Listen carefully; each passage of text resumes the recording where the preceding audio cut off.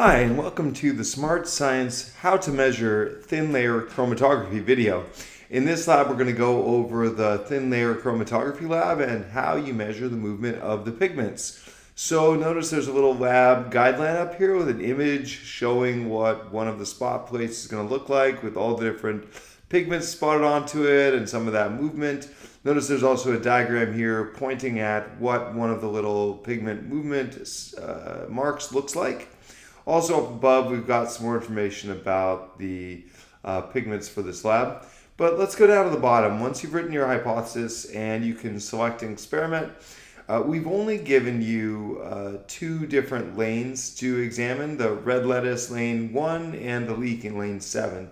Most of their lanes, they didn't have really very great movement or easy to measure dots, so we've ignored those. Also, you've noticed we put 4 different solvents there, the xylene, the ether, the xylene acetone mix, and the acetone. So let's just go take one of these. We're going to press play. You'll notice lane 1 over here on the left, okay, and lane 7 over there on the right.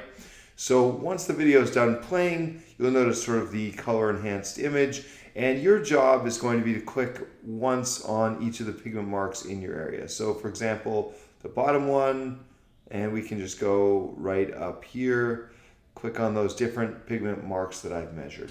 What's that going to allow us to do? It's going to allow us to see, for each pigment number, how far did it move in centimeters, and we can do that for the various different solvents and the 2 different lanes that we've been indicated, number 7 here and number 1, which mostly are the easiest ones to measure.